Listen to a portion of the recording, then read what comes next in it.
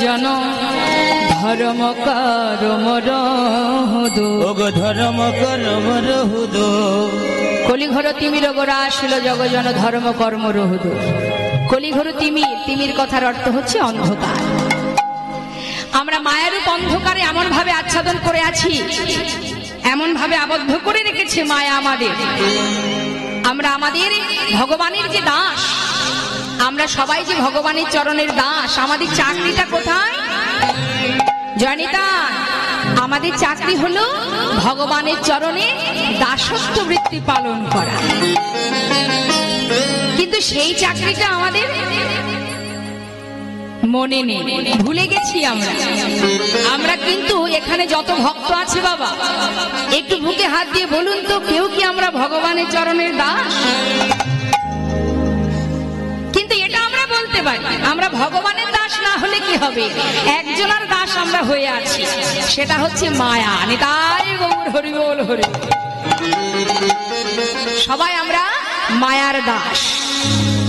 কিন্তু মায়া তোমাকে কতক্ষণ ভালোবাসবে জানো? আমরা এখন বুঝতে পারছি না, কিন্তু বুঝতে তো আমাদের একদিন হবেই মা। কিন্তু সেই সময় কি হবে? সময় চলে গেলে আর পাওয়া যায় না, তাই না? এই মায়া তোমাকে ততক্ষণ ভালোবাসবে বাবা, যত সময় মায়ার জন্য কিছু করতে পারবে। যেদিন তুমি আর করতে পারবে না, যেদিন তোমার ক্ষমতা ফুরিয়ে যাবে, এই মায়াও তোমাকে ছেড়ে দেবে, ত্যাগ করে দেবে, চলে যাও, বোঝা হয়ে উঠবে। হরি বল। বোঝা হয়ে যাবে।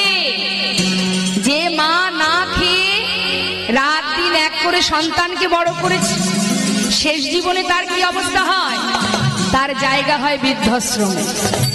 হ্যাঁ, সেই মা হয়ে যায় সন্তানের কাছে বোঝা। কেন? মায়ের ক্ষমতা ফুরিয়ে গেছে যে। তাহলে এটাই হচ্ছে আমাদের জীবন। এই পার্থিব জগতে মায়ার সংসারে তোমার থাকবার অধিকার বেশি দিন নেই, বেশি দিন থাকতে পারবে না। আমাদের জানি তাই। ঠান্ডা লাগছে নাকি? ঠান্ডা লাগছে না তো? বলুন তো মা, আমাদের পরমায়ু কতদিন? 100 বছর। আমরা কি 100 বছর বাঁচি? বাঁচি না। এখন আছি, কাল নাও থাকতে পারি। তাহলে আমাদের কাজটা কি? আমাদের করণীয়টা কি? মারামারি কাটাকাটি করা, আমার করে দ্বন্দ্ব করা, একে অন্যের প্রতি হিংসা করা? এখানে আমরা যত ভক্ত আছি, দেখুন একটু মনে মনে নিজেকে জিজ্ঞাসা করে দেখুন, কার মনে হিংসা নেই? সবার মনে হিংসা আছে। মহাভারতে হিংসা ছিল দুর্যোধনের, তাকে শেষ পর্যন্ত পরাজিত হতে হয়েছিল। তাহলে হিংসা থাকলে ভগবানকে পাওয়া যাবে না। তুমি বসে বসে সারাদিন ভগবানকে 10 বার সেবা দিচ্ছ, হ্যাঁ, নাম করছো, জপ করছো, কিন্তু তোমার মনে আছে হিংসা ভরা, কি হবে? দেখবেন মা, পরীক্ষা করে দেখবেন, আপনার পাশের বাড়ি যদি 3 তলা বাড়ি করে ফেলে, 1 তলা হলো, 2 তলা হলো, 3 তলা হলো, আপনার কিন্তু রাগ হবে। দেখতে দেখতে 3 তলা করে ফেললো, আমার কিছু হলো না। তার মানে এই কিন্তু হিংসা। পরের দিন দেখবেন তার কিন্তু কোনো দোষ নেই, কিন্তু আপনি তার পাশ দিয়ে যাবেন, টেরা করে তাকিয়ে যাবেন না? ওই যে তার এত বড় বাড়ি হয়ে গেল, আমি কিছু করতে পারলাম না, অকারণেই কিন্তু সে আপনার শত্রু হয়ে গেল। তাহলে এই হিংসাটা কিন্তু আমাদের সবার মধ্যে আছে। আর হিংসা যত সময় থাকবে, তুমি বাবা যতই ভগবানের সেবা দাও, যতই তাকে ডাকো, যতই কাঁদো, কোনো লাভ নেই, কোনো লাভ নেই। পেয়েছি সাধের মানব জনম, কৃষ্ণ ভজনের জনম। ভগবানের কাছে চেয়েছিলাম আমরা, হে ভগবান, মর্তধামে পাঠিয়ে দাও, মনুষ্যকুলে জন্ম দাও, ভবে গিয়ে তোমাকে ছাড়া আর কিছু দেখবো না, জানবো না, শুনবো না। ভগবান বললেন, বেশ, তুই যাবি মর্তে, তবে যা, চলে যা। কিন্তু যখন বিচার সবাই বসবে মা, আমাদের যখন আবার পুনরায় তো ফিরতে হবে, হ্যাঁ, শাস্ত্রে বললেন, তুম কাহা সে আয়ে হো আর যাओगी কাহা, ইতনা দিল বিচার লো, বাস হয়ে গয়া ভজন। বাড়িতে বসে বসে নিরজনে চোখ বন্ধ করে একটু ভাববেন যে আমি আসার সময় কোথা থেকে এসেছি, আবার যখন চলে যাব কোথায় যাব, একটু ভেবে দেখবেন। আর এটা যদি আপনি ভাবেন তবেই আপনার চৈতন্য হবে। এই অচৈতন্য দেহ একদিন চৈতন্য আসবে, আর চৈতন্য এলেই আপনার ভক্তির পথ পরিষ্কার হয়ে যাবে এবং আসল ঠিকানার আপনি খুঁজে পাবেন। এটা আপনাকে খুঁজে বের করতে হবে। তাহলে সাধীর এই যে কৃষ্ণ ভজনের জন্মটা পেলাম, কৃষ্ণ ভজিবার করে সংসারে আইলো, তাই না মা? তা সংসারে এসেছি কৃষ্ণ ভজন করব বলে, সেটা তো আর হলো না। কি করলাম? বাড়ি গাড়ি তৈরি করলাম, আমাদের সম্পদ। বাবা, আজকে যে সম্পদের মালিক আপনি, আমার কথাটা ভালো করে শুনবেন, মন দিয়ে শুনবেন, খুব সুন্দর কথা। আজকে মনে করুন আপনি ব্যাংক ব্যালেন্স আছে, বাড়ি আছে, গাড়ি আছে, দেশে একটা, বিদেশে একটা, গ্রামে একটা, কত বাড়ি, হ্যাঁ? বাস করার লোক নেই, বাড়ি আছে। তা বাড়ি আপনি বানিয়েছেন, গাড়িও বেশ কতগুলো হয়েছে, ব্যাংকে টাকাও হয়েছে। আজকে আপনি যে সম্পদের মালিক, এই সম্পদের মালিক আপনার আগে অন্য কেউ ছিল, তাই তো? আবার আপনি যখন চলে যাবেন ওই সম্পদের মালিক আর একজন হয়ে যাবে, তাই তো? তাহলে কি মালিক চেঞ্জ হচ্ছে, সম্পদ কিন্তু চেঞ্জ হচ্ছে না। তাহলে তুমি আজকে যে গর্ব করছো যে আমার বাড়ি আছে, গাড়ি আছে, ব্যাংকে টাকা আছে, আমি এই করেছি ওই করেছি, লাভ কি? কিছুই করনি। হিসাব খাতায় দেখলে বোঝা যাবে যে তুমি মানব দেহ পেয়েছো বটে, কাজের কাজ কিছু করনি, সবে ভূতের কাজ করে বেরিয়েছো। ভাবুন তো মা, বনের পাখির কথা বলি, পাখি, বাবুই পাখি দেখেছেন তো মা? বাবুই পাখি বাসা বানায় দেখেছেন? একতলা, দোতলা, তিনতলা পর্যন্ত বাসা তৈরি করে বাবুই পাখি। তাহলে ওদের সঙ্গে আমার পার্থক্য কি? হ্যাঁ, শুধু তাই নয়, আমরা যেমন বিদেশে ঘুরতে যাই, বিদেশে বেড়াতে যাই, বাবুই পাখিরাও কিন্তু বেড়াতে আসে। সাইবেরিয়ান পাখিগুলো শীতের সময় নন্দনকাননে আসে না? পার্থক্য কোথায় তাহলে বনের পাখিদের সঙ্গে? আমার ঘরে এসি আছে, ইলেকট্রিকের ব্যবস্থা আছে, বাবুই পাখিও কিন্তু ঘরের মধ্যে ইলেকট্রিসিটির ব্যবস্থা করে, জোনাকি পোকা দিয়ে করে না? তাহলে একটা পাখি তার ঠোঁট দিয়ে যদি এত কিছু করতে পারে, আর আমাদের দশেন্দ্র ষড়রিপু ভগবান কত কি দিয়েছে, আমরা কি করলাম? তাহলে পার্থক্য কোথায় আমাদের পাখির সঙ্গে? তারা কৃষ্ণ নাম বলতে পারে না, আমরা বলতে পারি। তারা মুখে তাদের বাক শক্তি নেই, আমাদের বলবার শক্তি আছে, এটাই পার্থক্য। কিন্তু শক্তি থাকলেও আমরা বলি না, আমরা বলি না, কারণ আমরা জেনে শুনেও, আমরা সবই জানি, জেনে শুনেও আমরা অন্ধ হয়ে বসে আছি। হে জীব, সময় চলে গেলে আর পাবে না, যা করতে হবে সময় থাকতে করতে হবে। শাস্ত্রে বললেন, তুলবি যদি ছানা মাখন সকাল সকালে তোল, শিশুকালে কৃষ্ণ ভজন, বৃদ্ধতে ভজনেতে বাধাই গণ্ডগোল। আমরা কখন ভগবানকে ডাকি বলুন তো? যখন বিপদে পড়ি। বিপদে পড়লে তবে ঠাকুর ঘরে একবার যাওয়ার কথা মনে পড়ে যায়। রাম ভক্ত তুলসীদাস বললেন, দুঃখ পায় সে হরি ভাজে, সুখ না ভাজে তেই, সুখ মেই যে হরি ভাজে, দুঃখ কাহা সে হয় রে মনোয়া, দুঃখ কাহা সে। হে জি, সম্পদ যদি ভাবতে হয়, ইহ জগতের বিষয় সম্পদ, অসার বস্তু, এগুলো আমার সম্পদ নয়। সম্পদ সেটাই যেজন গৌর ধনে ধনী, যেজন গৌর নামের ধনে ধনী, যেজন কৃষ্ণ প্রেমের ধনে ধনী। নিতাই গৌর হরি হরি হরি, সেই ধনী, আমরা ধনী নই। বৈষ্ণব মহাজন বর্ণনা দিচ্ছে, ওরে জি কি লাগিয়াইলি ভবে মনে রে, কি লাগিয়াইলি ভবে মনে রে, কি লাগিয়াইলি ভবে মনে রে, কি লাগিয়াইলি ভবে। শোনো, এমন মনুষ্য জন্মে আহা হরি না ভজিলি, তে তুই মানুষ কবে। এমন মনুষ্য জানমে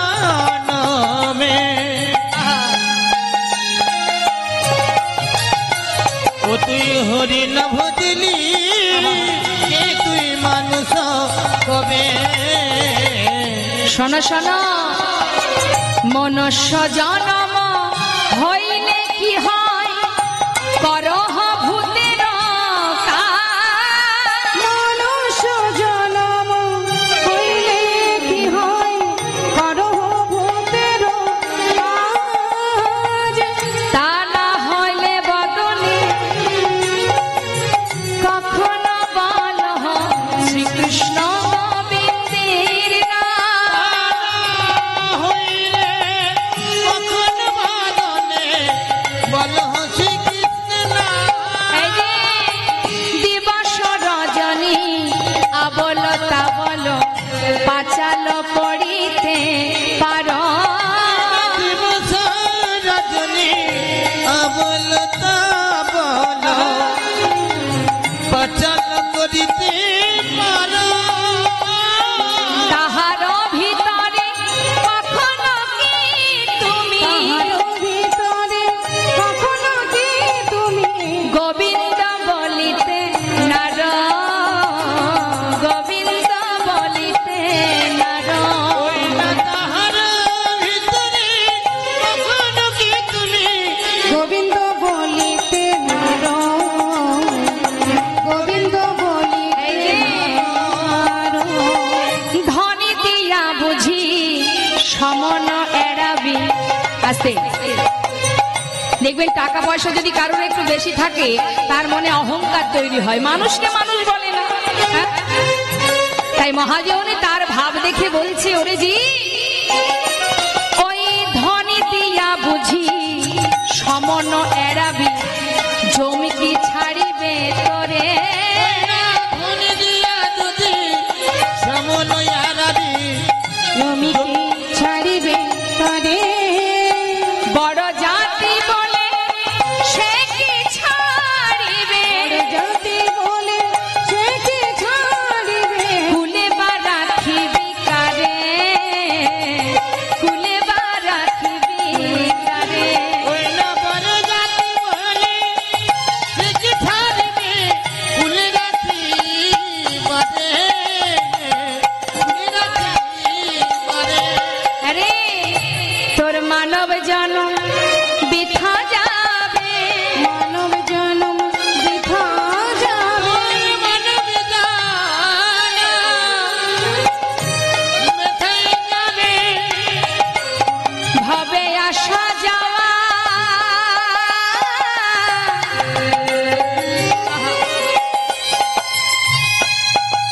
তোর সার হবে এই মানব জনম বৃথা যাবে।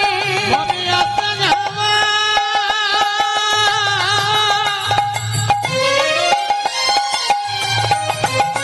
ওই না সার হবে বলি বলো বলো একবার হরি বল, সায়ুর হর।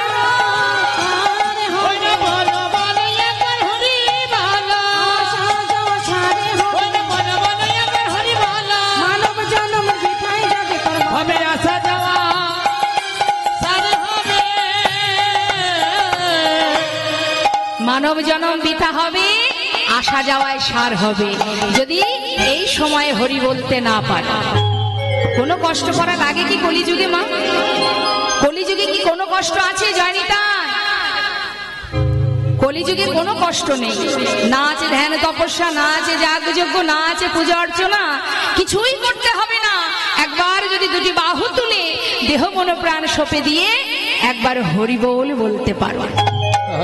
শাস্ত্রে বললেন, দান ব্রত তপ তীর্থ ক্ষেত্রাদি নাঞ্ছা যায় স্থিতা, সপ্তায় দেব মহাতাং সর্ব পাপ হর শুভা, রাজস্বয় অশ্বমেধানাং জ্ঞান আধ্যাত্ম বস্তু ন আকৃষ্ট হরিনামে স্থপিত সে সুনামে। অর্থাৎ ভালো করে জেনে নিন মা, সরস্বতী পূজায় করুন, লক্ষ্মী পুজোয় করুন, ব্রত করুন, যাগযজ্ঞ করুন, তীর্থে যান, শিবের পূজা করুন, গণেশ পূজা করুন, প্রত্যেকটা পূজার মধ্যে যে ফল আপনি পাবেন এক একমাত্র হরিনাম করলে সব ফল আপনি একসাথে পাবেন। তাই গৌর হরি। যেটাই করো না কেন, দান করো, ব্রত করো, তীর্থ করো, রাজস্ব যজ্ঞ করো, অশ্বমেধ যজ্ঞ করো, মা শক্তি সাধনা করো, যাই করো, প্রত্যেকটার মধ্যে যে ফল তুমি পাবে এক হরিনাম করলে সেই ফল পাবে। তাহলে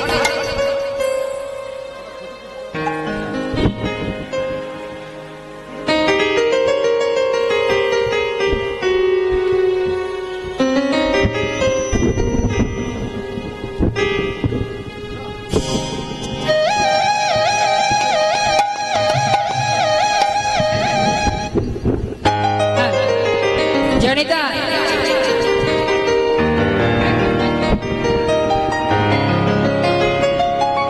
বেশ, ঠিক আছে। তাহলে আমাদের আসল কর্মটা কি? কোনো কষ্ট নয়, শুধু একটু হরিনাম করতে হবে। তা আমরা কি একটু হরিনাম করতে পারি? হ্যাঁ, হরিনাম জানেন না কে কে? দেখি একটু হাত তুলুন।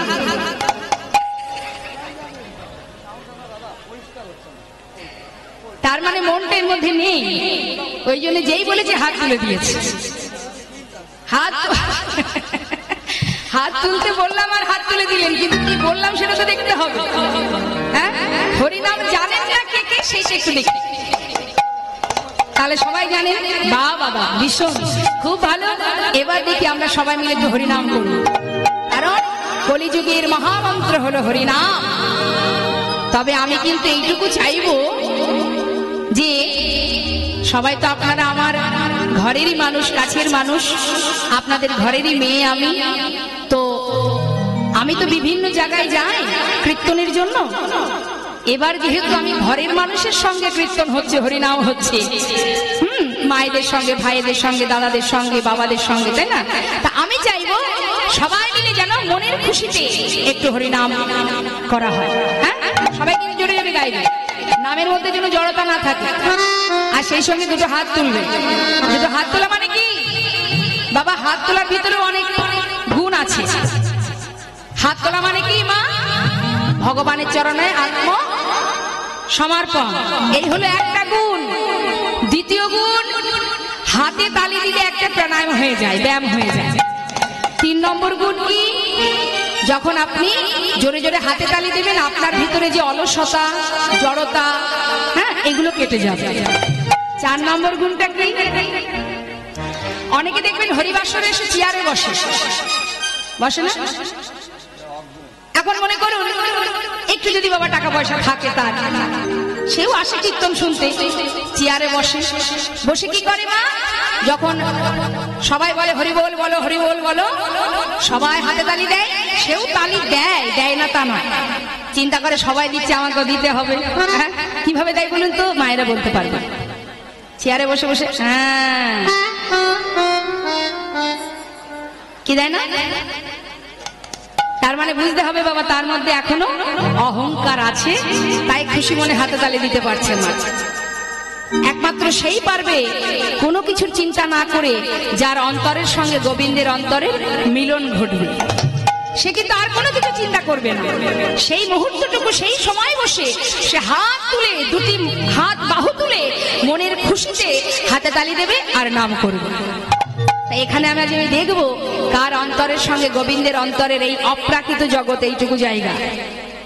আমাদের যে পরিবার আছে না গোলকধামে, আমরা সেই পরিবারে বসে আছি। ভক্ত সঙ্গ, সাধু সঙ্গ, আমার জগৎ পিতা, আমার গোবিন্দ, সবাইকে নিয়েই কিন্তু আমরা এখানে আছি। আসুন আমরা সবাই মিলে পরমেশ্বর ভগবান করুণাময় অনাদির আদি গোবিন্দকে স্মরণ করে সবাই মিলে নাম করবো। হ্যাঁ, হাত তুলে, সবাই হাত তুলুন। হাত কিন্তু নামাবেন না, হাত নামালে চলবে না। সবাই একসঙ্গে, সবাই তুলুন। হরে কৃষ্ণ হরে কৃষ্ণ, কৃষ্ণ কৃষ্ণ হরে হরে, হরে রাম হরে রাম, রাম রাম হরে হরে। গান সবাই গাইবে। হরে কৃষ্ণ, আর কি জোরে?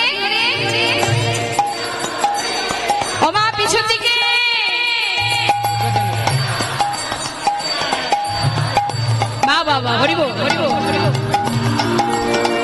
পিছন দিকের ভক্তরা একটু জোরে জোরে হরে কৃষ্ণ কৃষ্ণ কৃষ্ণ কৃষ্ণ হরে হরে, হরে রাম রাম রাম হরে হরে। হাত তুলে। হরে কৃষ্ণ আমা বসুন বসুন বসুন। কৃষ্ণ কৃষ্ণ হরে হরে বাবা বাবা, হরে রাম আহা হা, হরিব। এই তো বৃন্দাবন। হরে হরে হরে কৃষ্ণ কৃষ্ণ কৃষ্ণ কৃষ্ণ হরে হরে, হরে রাম রাম রাম হরে হরে। একসঙ্গে হরে কৃষ্ণ হরিব। কৃষ্ণ কৃষ্ণ হরে হরে হরে রাম রাম রাম রাম হরে হরে হরে কৃষ্ণ কৃষ্ণ কৃষ্ণ কৃষ্ণ হরে হরে, হরে রাম রাম রাম হরে হরে। হরে কৃষ্ণ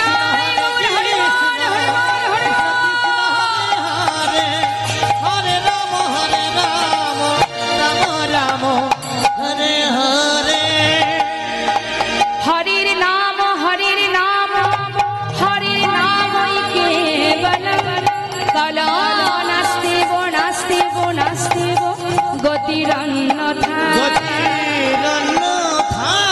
নাম ছাড়া কলিজীবের গতি নাই গতি নাই গতি নাই, গতি নাই মা, নাম ছাড়া গতি নাই। আসুন, যে মহাজন এই পদাবলী লিখেছেন, যে পদ আমরা আস্বাদন করলাম, সেই মহাজনের পদ আস্বাদন করে আমরা লীলায় চলে যাব। বৈষ্ণব পদকর্তা বললেন, যদি বিদ্যা বুদ্ধি না থাকে তাতে কোনো দুঃখ নেই, বেদ বিদ্যা দুহু কিছু নাহি জানত, সে যদি গৌরাঙ্গ করে সার, ঠাকুর নয়নানন্দেতে ভনে সেই তো সকলই জানে, সর্বসিদ্ধি কর তলে তার নিতাই গৌর হরিব। কিছুই জানা লাগবে না, যে জন আমার গৌর চরণকে সার করেছে। হরে কৃষ্ণ। এত সময় আমরা লীলা কথা গৌর চন্দ্রিকা শুনলাম ছোট করে, এবার চলে যাব লীলাতে। তবে লীলায় যাওয়ার আগে আমরা নবদ্বীপে কে কে গেছেন তো দেখি। এক হাত, আরেকটা হাত কি বাড়িতে?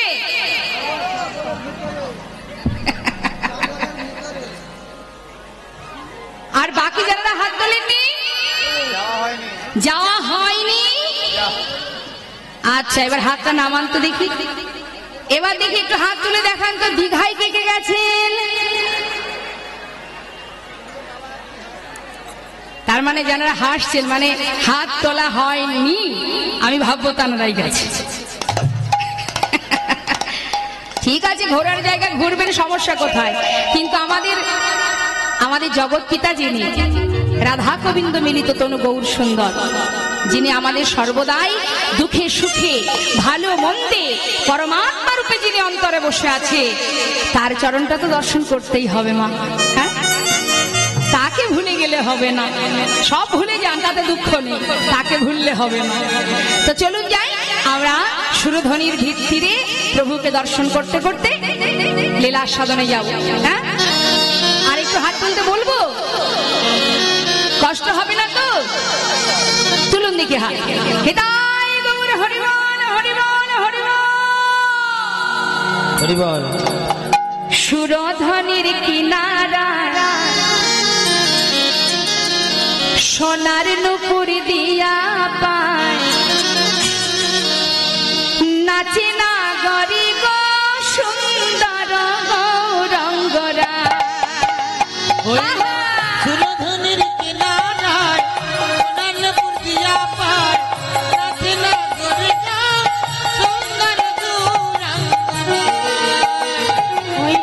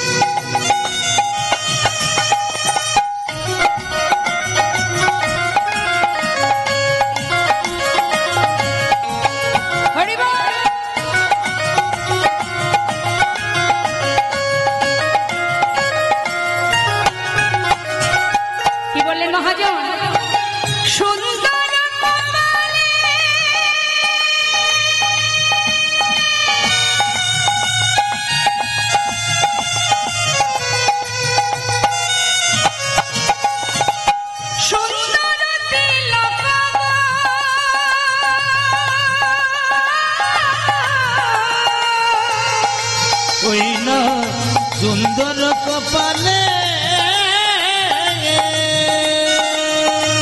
হরিব সুন্দর তিলক গো ও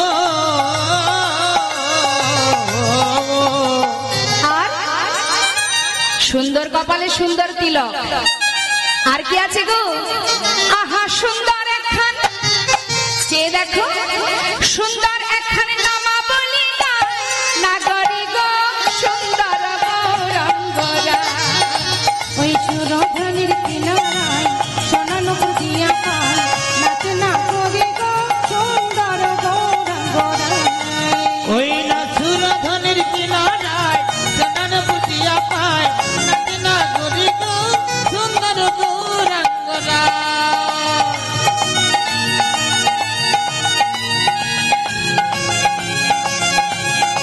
মায়েরা উলুধ্বনি এটাই গো হরিবল হরিবল হরিবল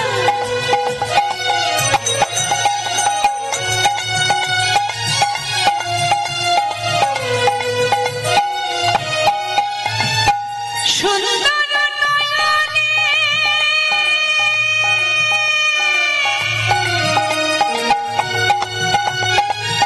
হরিবল হরিবল চাই গোরা তার পানে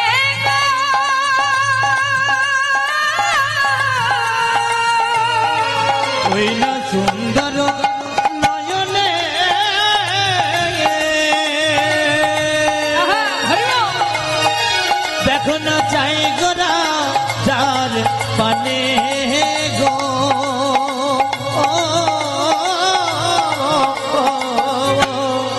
ওমা এই জগতে সাধারণ জীব যদি একবার গৌরকে দেখে সে আর ঘরে ফিরতে পারে না হ্যাঁ তার রূপে একবার নয়ন দিলে নয়নে নয়ন পড়লে সে আর ঘরে ফিরতে পারে না কিন্তু আজ যদি আমার গৌর হরিকারর দিকে তাকায় তার কি অবস্থা হবে গো ও তার দেহ ছাইরা এই অসার দেহ থেকে যাবে ও তার দেহ ছাইরা মনটা লইয়া